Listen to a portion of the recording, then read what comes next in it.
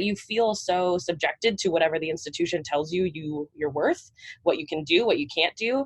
And the honest truth is that you have a little bit of bartering that you can negotiate. If you are in a position that you can make that kind of offer, you should, because it's possible that they find that money somewhere.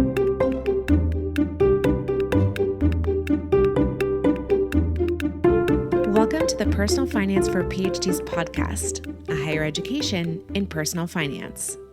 I'm your host, Dr. Emily Roberts. This is Season 5, Episode 6, and today my guest is Sarah Frank, who goes by Frankie, a grad student in sociology at the University of Wisconsin-Madison. Throughout most of grad school, Frankie has been a teaching assistant, a position that receives the lowest hourly pay rate at her university. We discuss the various types of positions a grad student might have and the advantages of being paid through a fellowship or research assistantship. Frankie's $15,000 per year stipend isn't enough to make ends meet, so she is engaged in many side hustles, the best of which were tutoring NCAA student athletes and her cake business. You won't want to miss the advice Frankie gives at the end of the interview to grad students who are juggling a lot of responsibilities and activities at once. Without further ado, here's my interview with Frankie. I'm delighted to be joined today on the podcast by Sarah Frank, who goes by Frankie, and we're going to be talking today about TAing, having a teaching assistantship, and how that compares to other jobs you might have on campus as a graduate student. So Frankie, thank you so much for joining me today. Thank you, Emily. I really am excited to be here. I feel honored. Oh, well, that's lovely to hear. Would you please tell us a little bit more about yourself, where you go to school and so forth? Yeah, so my name is Frankie. I am a PhD candidate and a lecturer now at the University of Wisconsin-Madison in the Department of Sociology and in the Department of Legal Studies. I've previously spent 3 years as a teaching assistant and lecturer, also worked for athletics. And I think I have about 2 years to go before I have a job somewhere, hopefully. Sounds good. You've already mentioned you've had a few different positions. So let's talk about what your current position is and what your pay is right now. Yeah, so current position for lecturers, right now it depends on how many students will be enrolled in the course, but at a 33% appointmentship for one course in the fall, I'll make about $7,000. So over the whole course of the year, that can fluctuate to about a $15,000 baseline salary. And then adding in other jobs thereafter, I don't make more than about $22,000 a year. Okay, so that gives us a good idea of the range. So at a 33% appointment, if you did that approximately for the whole year, it would be about $15K. Plus you side hustle and such, have other jobs on top of that, of course, to make that work naturally. Okay, and how has that level of pay varied over your time in graduate school? Yeah, so when I first came as a TA in 2016, University of Wisconsin had one of the lowest pay rates for TAs. So in our tiers of graduate studentship, being a teaching assistant was at the very lowest at about $15,500 per year at a 50% appointmentship. And then the union here, there's a teaching assistant union that put a lot of pressure on our administration to raise that salary. So we have gotten substantial raises. And then just this year, lecturers also got another bit of a raise. So it has increased a little bit as we've gone on, but we still pay student fees. So we pay segregated student fees that go into like student clubs and student rec centers that are mostly undergraduate. So we lose a little bit of our salary there to the tune of $600 or $700 each semester that you're taking full load. Yeah, that is a huge bite. Okay, so I just want to add in like a couple of notes there for the listener. So if you want to see what other people are being paid at Wisconsin or in other places, one of the websites I run is phdstipends.com. So go there and check out what TAs and RAs and other types of grad students, fellows are being paid in various places and enter your own data. So you mentioned that TA pay, there's a couple things you mentioned I want to follow up on. You mentioned that TA pay was the lowest among the different sort of options, the way graduate students might be paid. So what are those other options at Wisconsin? So typically the lowest tier would be teaching assistants. The next tier up would be research assistant. And the tier after that would be project assistant. And then the top tier is obviously fellowship. So if you're on fellowship, you make the most. After the raise, teaching assistant and research assistant are more in line with one another. So this is the first year that they're really in line. Yeah, that was something curious that you said that I wasn't really sure about, that teaching and TAs and RAs had been paid differently. Now, you mentioned that the union was just a TAs union, or does it also cover RAs? Right. So it's strange. It's called the Teaching Assistant Association. So it would sound like it's just for TAs, but it's actually for all graduate student workers. So it includes RAs, PAs, and it includes people on fellowship actually as well. So graduate student workers generally. Okay, that's really interesting to hear. I would love to follow up more on that actually with you, but I actually have multiple episodes scheduled with other people talking specifically about unionization movements at their own universities. So I'm excited to dive into that more in other episodes. But I've never heard of this job title, project assistant, before. Can you tell me what that is? So there's research assistants and project assistants, and it depends wholly on the grant that a supervising faculty applied for, or the amount of responsibility or ownership that the student is taking over the project. There's like in the mix there is something called a traineeship, which seems to be blended with both project assistant and research assistant. I think it's a matter of just titles, honestly, because I've heard very different projects, very different gamuts. It depends on the department, what they call a traineeship versus a research assistant or project assistant. To me, it sounds like, so as far as hours worked, I know that teaching assistants have the most, and then research assistants have the second most, followed by project assistants and trainees, and then fellowship have the least amount of work because they're not required to do any specific work activities. Okay, so you mentioned a 50% appointment for a TA position. So that's ostensibly 20 hours per week. Is that right? Yeah, it's supposed to be 20 hours a week. Yeah. Yeah. Well, we all know how that really goes. So what is it for RAs and PAs then? Do you know? They're supposed to be 20 hours a week as well. But But in reality, yeah, so the common thread is people know that RAs and PAs don't work that much. They usually do closer to like 10 or 15 hours a week, if that. So okay, so tell me, because this is something that I and other people get a little bit confused or conflate together. So are you talking about for an RA position, a research assistantship, is that distinct from the student's dissertation work? So this is a really good question. It can be. It may be that's the way you're earning your income working on a supervising professor's work and using their data. And depending on your relationship with that professor or what you want to do for your dissertation, their data might be your dissertation. And in some cases it is, but in other cases it's not. So the way that those things help you out in the long run dissertation wise varies, like the variation is incredibly wide. Yeah, because it's always seemed to me, so I come from a STEM field, biomedical engineering. And so what was common in my field and others that I observed in STEM is that most of the time, most people had RA positions and their RA work was the same as their dissertation work. So it was like really your full-time efforts, once your classes were done and so forth, your full-time efforts could go towards your dissertation. And you were also being paid off of a grant to do that work. Now that means you don't have as much freedom in what you do because it depends on what the grant is, of course, and so it's all worked out between you and your advisor.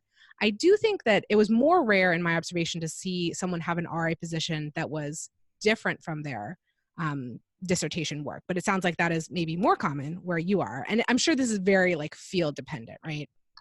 It depends on, so in sociology, because someone might be working on some specific project long term or like a demographic project that takes many years of data collection, people might use some part of a data set, or they're becoming really familiar with the general science survey through their research assistantship, and then they use another element for their dissertation, or they end up meeting their professor who will chair their dissertation based on that project, or find out who shouldn't be their advisor via those kinds of projects. But it does vary incredibly widely. I have heard that sociology is one of the few disciplines where it's not a direct relationship, like you are working on what you will dissertate on. But I know very few people who are earning their income on exactly what they're dissertating on. They're usually right next to it somehow. Particularly in sociology, here we have demography. So you have a lot of quantitative people working together. As far as qualitative researchers, not one of them, have I heard, is working on the same data set that they will use in their dissertation, unless they get some sort of fellowship or specialty grant or something, or have access to a professor's previously collected research. I see. This is really interesting for me here because it's such a different field than where I'm coming from. So it's good for me to learn about this. So what I've always found as the important distinction, let's say when you're going into as a prospective graduate student, when you're looking at different offers and different programs, I've always found an important distinction to be what percentage of your time is going to be available for you to work on your dissertation versus doing some other thing, classes, TAing, RAing, not for your dissertation, whatever that might be. And I would think that the advantage would be going towards programs where you can put a higher percentage of your time towards your own dissertation work. Now, that's not to say you can't find value from these other activities, but I don't know. That's kind of what my thought has been. Do you agree with that, or what's your perspective on that? So for me and where I've been located, the more the more lucrative offers coming into graduate school are the ones that have more money or the fellowships. So it's sort of like you have to be on higher ranked, I suppose, or at a higher admit level. So then you have to take classes, right? But you can only take so many classes if you're a teaching assistant, especially for the first time. And you have the highest workload, but you have the lowest pay. So you have to take on more classes, or you just have to stay in graduate school longer. So the system seemed really backwards to me when I first got here. Why would TAs be your lower tier or not your highest admit student? Not that the people who teach are necessarily not as smart or anything, but the grant money is really in that quantitative data that the demographers are collecting. And so then it's but then you have to work really hard, possibly more years while you're taking classes. And at the same time, the expectation to publish is exactly the same across the board. And some people are given data from professors, or they have quantitative data, but then you have qualitative people who have to conduct their own studies from the ground. So IRB approval to recruitment to interviewing. And so the people who are teaching have to do far more hours, far more work, but they're also the least paid. So they may also have to take on these outside jobs. So I think that those are the people who I see being the most stressed out. I think that they have the highest turnover as far as dropout rates as well. I think it's just incredibly stressful to have little money and not enough time to accomplish every single thing you're supposed to accomplish. At the same time, you're supposed to be applying for every grant in the book while you're doing all of this. Yeah, it does sound to me like we're on the same page, that if you can land a fellowship, either an outside fellowship or something that's provided by your university or whatever, that's going to free you from these other responsibilities. It's going to pay you better. And as many years as you can do that for, that's amazing. Minimize your TA responsibilities, if that is the thing that has the highest workload at your university. Sounds like it's the case for you. Not to say that teaching experience isn't valuable. Maybe you need to have that for moving on to your next stage, but you don't necessarily want to do that every single semester. That's a lot of teaching. Anyway, so really glad to hear your perspective on those things. So it's a very complex issue, especially for prospective graduate students who may not be that familiar with the academic system. I mean, I've been through graduate school and I'm still struggling to understand the structure that you're talking about, in the fields that you come from. So this is just, kind of a plug to do as much field specific research as you possibly can I actually wrote an article about this a little while ago. It's titled something like "Before Admission Season Starts, Determine What a Standard Offered in Your Field Is." So is a standard offer going to be, okay, you're going to TA the entire time? Or is a standard offer, well, you'll TA a couple semesters and then you'll be an RA, and if you win a fellowship, that's cool. What is that standard? So then you can know if any, individual offer you receive is at the standard, a good offer, a really not good offer. It's just something you have to do your homework on before you even start looking at those offers. And it's very difficult and it's very field specific. So I'm really, really glad to hear from you about that. I was going to say, I feel really lucky actually. So for two reasons. One, my program decided to fully fund 5 years. So students who come to sociology at UW-Madison will be funded for at least 5 years. After that, they cannot guarantee you funding. But the second piece is that I came here to teach. I'm becoming a professor to teach, which is not always common at an R1. I have been discouraged from teaching multiple times, but I think I would have left graduate school without it. So I feel really lucky that it's in my heart because it makes it worth it. But it's still very challenging, but I feel luckier in some ways than I know other folks in other universities. Yeah, well, it totally makes sense. If it's part of your career path and you want to go that direction, it's great to have that experience and for you to get better at your own craft before you move on to that next stage. So totally valuable in that sense. For people who don't want to stay in the teaching, it's something probably to be minimized. Yeah. So are you ready to talk about your side hustles that you have to put on top of this graduate student stipend to make it? Yeah. So the first one I did was I worked for the NCAA, the Department of Athletics at UW Wisconsin, UW-Madison. So of course, this is a big school for athletics, so you might think that, we're the only place with money, but I actually did this in undergrad too, and the money tends to be excellent, particularly if you already have your undergraduate degree. They can pay you more, and so this is to the tune of about $20 an hour for group tutoring, closer to 18 for single tutoring sessions, and you make your own schedule. It's very flexible. You only tutor what you want to. It was really fun. I loved my students. Student athletes are highly exploited by universities like Wisconsin. And so it was awesome to build relationships with them. And I mean, I absolutely loved that job. When I gave it up to finish my master's, I was very sad, but that was probably my favorite side gig. And I recommend it to literally everyone. If you want to pick up extra tutoring hours, the Department of Athletics, wherever you are, has money, and they have need for sure. That is a great tip. I'm always really curious when people talk about having side gigs on campus. How does that play with your stipend? Like, were you actually a W-2 employee, or was it like an independent contractor position? Great question. So it's still a W-2. So you can only work 75%. So that means that I had a cap on how many hours I could work at the same time as being a TA. So then comes in my other side hustle. In the last 18 months or so, I've started a cupcake company. So I now sell cupcakes and cakes to everyone in the Madison or like surrounding area here in Wisconsin. And it started as a self-care hobby, and then I got good enough that people would start paying me. So now that's my side hustle and also my hobby and self-care at the same time. That is so much fun. What is your business name? Do you have an Instagram? I do have an Instagram. You can find us at Frankie's Cupcakes, which is the name as well. We just went to the state fair yesterday to find out that I won a bunch of first place ribbons, so that's feeling good. Wisconsin State Fair representing.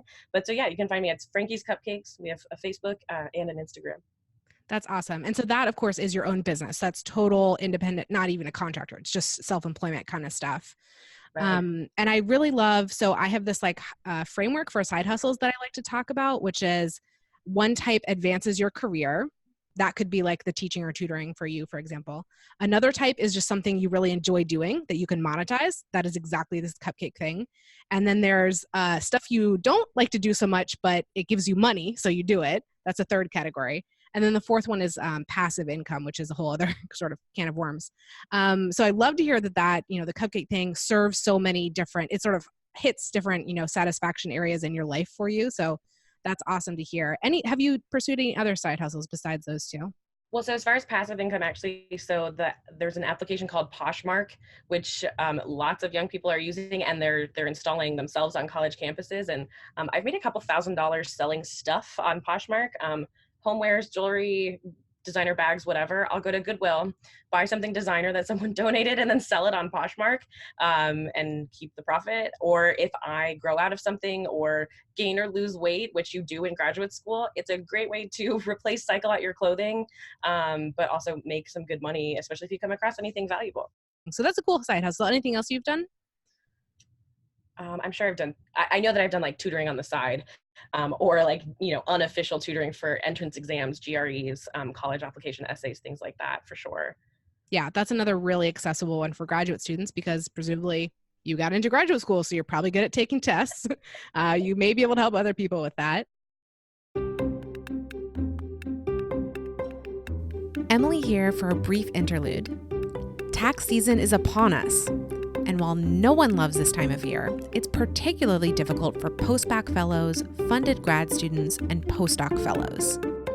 Even professional tax preparers are often thrown for a loop by our unique tax situation.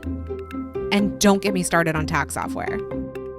I provide tons of support at this time of year for PhD trainees preparing their tax returns, from free articles and videos, to paid at-your-own-pace workshops, to live seminars and webinars for universities and research institutes. The best place to go to check out all of this material is pfforphds.com/tax. That's pfforphds.com/TAX. Don't struggle through tax season on your own. Visit my website for the exact information you need in the most efficient form available. Now back to the interview. When you are looking for a side hustle, what's something that has really brought value to your life in terms of like, what's a really good pro of one of your side hustles that you're like, yeah, this is a really great reason to be pursuing this particular one? Or maybe another one, hey, I stopped pursuing the side hustle because it turns out it wasn't serving me that well for this reason. Yeah. When I started with Poshmark, it was working really well for a while, but then it ended up being really time consuming and it's not going to add anything to my resume.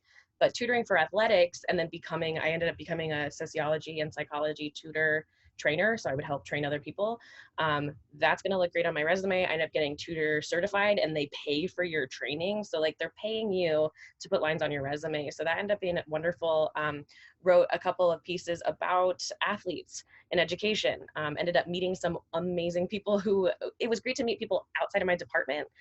Not that I don't love the people in my department, but it is nice to meet people who are not in the same building all the time with you, who are also in graduate school.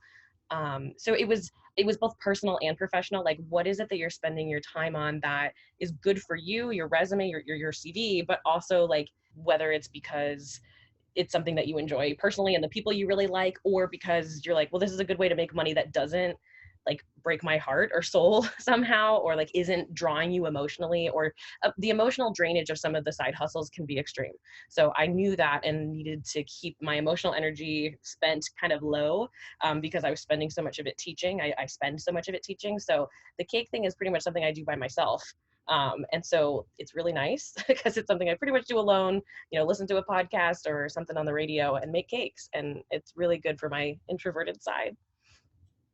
Yeah, I think that's one really important thing just recognize about like the whole, work-life balance thing. Like the graduate school, other things you do balance is that like it's sometimes really, really wonderful to have an escape from like research. I know, for example, for me, if research was not going well, which it didn't for like 3 years, it was great to have some things going on, outside of that I could find, some success in or some satisfaction. So how do you manage your actual dissertation work, your main job, your grad student job, and all these side hustles and, taking time for yourself? Like, how do you make all that work? It's a really good question. And I answer this question so many different ways and have answered it so many different ways. So I think today my best response to you is that my work-life balance is less of a work-life balance just because my work is my life, and my life is much of my work, and I have to be in love with everything I'm doing for it to be possible that way. So I'm running these different organizations. I'm also committed to teaching. I'm deeply invested. I interview people about menstruation. And so like, I have to love all of those things because I do them all the time, or they're always on my mind. So I think for me, my work-life balance ends up being calming my mind or like finding good headspace. And for me, actually, it ends up being that my partner is not an academic. He is not part of like academia at all. And that ends up being a blessing. And I put a lot of time into, we have wonderful cats, and I do cat sitting, finding peace in both cakes and cats, and also, taking the time and being okay with not doing work for a minute or two, not always having to do something. I have such productivity anxiety, and it convincing myself that it is okay, to go see a movie, to just sit and to sit on Instagram for an hour and be okay with it and not judge myself. And so the first couple of years of graduate school, I had to learn to do that and know that that was actually self-care and healthy. I cannot recommend enough that anyone in graduate school go to therapy. Even if you don't think you need it, or if you're like, well, I don't need that yet, it's great to establish the tools you do need for when you need them.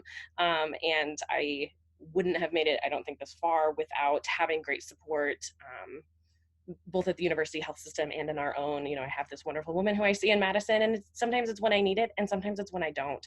And it's a great tool that like I said, I recommend to everyone in academia or any stressful life situation. It really is wonderful to have someone outside your department who won't affect your resume, your hiring decisions, your teaching appointments, someone who you can really talk to. And it's hard to build friendships in graduate school.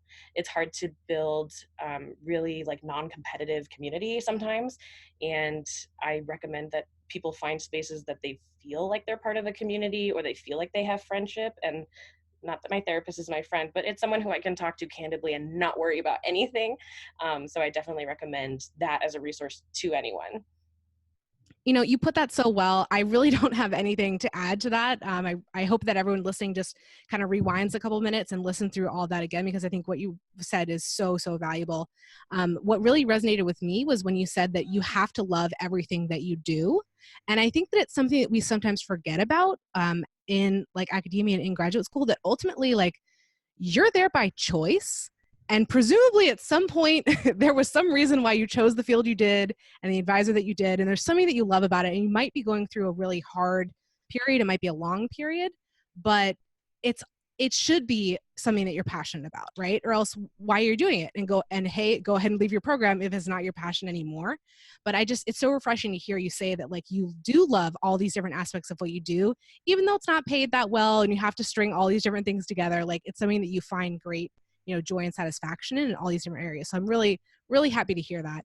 And as we wrap up here, Frankie, what is the best financial advice that you have for another early career PhD? That's also a great question. I have a little experience running into medical emergencies. I had 2 surgeries my first year of graduate school. That's something I don't recommend. If you can avoid it, don't do that until the summer of any school year. I don't recommend doing it over Christmas and then again over spring break. That's what I don't recommend. So I was hit with some medical bills in a harsh way. And I wish that I had budgeted a little bit better, like my moving expenses my first year, and not spent money on, cat trees and whatever else that I thought was necessary at the time, because I was like, oh, I still have more money, or oh, I still have more money I could spend a little bit more, or I can make this $50, $100, $200 go a little bit further. I wish that I had saved it and thought to myself, if something does happen, I'm at a low enough income that I need to be collecting what I do have, even the pennies, so that if something bad does happen to me, or if I do end up needing to take, I don't know, a semester off, a summer off, something like that, which is totally normal, that I would be able to. And I wish that I had prepared a little bit better for that, because I spent the better half of my second year paying off medical debt from surgeries that, my insurance plan, quote, covered, so to speak, but I needed to more carefully plan that out my first year. I think I spent more money out of stress, or thinking, oh, if I spend more money, I'll feel better. And then when I did need to have surgery and pay that off later, how the medical bills work, they send you the bill after the whole thing's over. So it's not like I could have avoided it. And I did fight the insurance companies. I did fight the doctors to get things lower. And then the other thing I would say is that I did end up going to my department at one point and asking for more money for a certain job that I was being pushed to do. You can do that. And if you are a graduate student and you feel like you're between a rock and a hard place, you can negotiate or ask for help, or ask your university for help, and like put yourself in a place where you can say, I need a little bit more for this semester or in advance or something. And like, do try to work with the people around you just in case it does help you. 2 really amazing pieces of advice there. And thank you so much for those. On the first one, I totally agree. I think especially for someone who's like a young adult, maybe you haven't been navigating insurance on your own before. Maybe you're new to budgeting. Maybe you're newly independent from your parents. Like, this is not something that these irregular events, these unusual events are not something that you necessarily budget in from the beginning. The thing is that, maybe you didn't know in particular you were going to have these, surgeries, or what the bills are going to be, right? There's no way really, as you said, that you can know that in advance. But the thing is that something's going to come up in some category, in some way, at some time. You're guaranteed that something's going to happen like that. So as you said, like, just saving up in advance a bit as best you can. Obviously, it's going to be challenging, but saving up in advance can really save you a lot, both financially and stress-wise, like on the back end of whatever that emergency, happens to be. So thank you so much for sharing your story about that. And I am curious to hear a tiny bit more about your negotiation, because it's not something that I usually hear about, let's say, after the admissions process is done. So can you say, like, what was the job that you were being pushed to do? Yeah, that's a really good question. So I was it was actually sort of between departments, where one department had offered me a better paying job, and one department really needed me to teach a job. Like they were lower on teaching faculty, and they needed someone to step in. And if they don't admit enough people to teach each cohort year, then eventually they run into these issues where they don't have enough people to lecture, or people who have experience in the field. So it was just this past year, and I had accepted this job in another department, which would have been a lot more work, but they were going to pay me more, and I was excited about the opportunity. But then, I had also said, if I could work both jobs, well, UW intervened. The dean's office said, you can't work 2 lectureship jobs, before you have like a officially dissertation status. And I said, okay, so I have to choose one. And so he's like, I'm going to choose the one that pays me more. And then basically I positioned to the other department and said, this is less work for me. If you can match that salary and raise mine to meet the salary that this other department is going to pay me, I'll take your job. And I'll tell them that I'll defer their job till next year. And that's exactly what happened. And people were like, well, I don't think we can do that. And I said, well, I don't think I can take your job then. So I felt really lucky that I could sort of position that way. And it sounds very corporate, but the truth is that you feel so subjected to whatever the institution tells you're worth, what you can do, what you can't do. And the honest truth is that if you have a little bit of bartering after a year or two that you've been part of a lab, part of a TA-ship, part of a union of some kind, to say, I'm willing to do this for you, I'm willing to help out this department in whatever way, you have a little bit of bartering that you can negotiate. If a department asks you to lecture and you say, hey, I need about $1,000 more to really make that work, or I can't, if you are in a position that you can make that kind of offer, you should, because it's possible that they find that money somewhere, or they do this thing where they scholarship, they give you a top out scholarship where the department will just add on another $1,000 in a scholarship fund to your tuition account, and then you can refund check it back to yourself.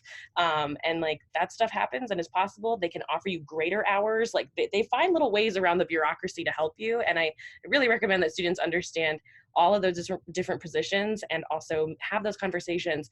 And if anything else, the administrative staff of your department are the people you need to know almost better than your advisor. Those are the people who have changed my life at the University of Wisconsin in every way. They know the system, they know the money, they know how I can get through the bureaucracy or challenges I'm facing. So I really, hats off to the administration at my university and my department, particularly in legal studies and sociology. They're amazing people, and they've made my life much, much easier on the financial end. Yeah, thank you so much for making that point. And I totally agree that they are the people to know. And it's really good to hear that, sometimes bureaucracy seems like this total juggernaut. It is what it is. It can't be changed. It can't be gotten around, whatever. But no, there are creative solutions. You just have to talk to the people who are familiar with the bureaucracy, who know all the tricks, who are going to be, really advocating for you and working on your behalf to make whatever you need to have happen. So I'm really glad to hear that example of what was basically 2 competing job offers. Hey, you would have taken both of them if the bureaucracy had told you that it was possible. That wasn't possible, but you were able to negotiate. That's a perfect story, and I'm really glad that you shared that. And I'm glad to have another negotiation story that's not right from during admission season, because that's a really unusual one. So, Frankie, thank you so much for joining me on the podcast today. This is a wonderful interview. Yeah, Emily, thank you so much for having me. I feel really honored that I was able to talk to you and get to meet you. I recommend that everybody follow the advice given by other people who've spoken here. It really is valuable, and it makes it so that everyone else's life can be easier and everyone doesn't have to experience it for the first time. Listeners, thank you for joining me for this episode. pfforphds.com/podcast is the hub for the Personal Finance for PhDs podcast. There, you can find links to all the episode show notes and a form to volunteer to be interviewed. I'd love for you to check it out and get more involved. If you've been enjoying the podcast, here are 4 ways you can help it grow. 1, subscribe to the podcast and rate and review it on Apple Podcasts, Stitcher, or whatever platform you use. 2, share an episode you found particularly valuable on social media or with your PhD peers. 3, recommend me as a speaker to your university or association. My seminars cover the personal finance topics PhDs are most interested in, like investing, debt repayment, and taxes. 4, subscribe to my mailing list at pfforphds.com/subscribe. Through that list, you'll keep up with all the new content and special opportunities for personal finance for PhDs. See you in the next episode, and remember, you don't have to have a PhD to succeed with personal finance, but it helps.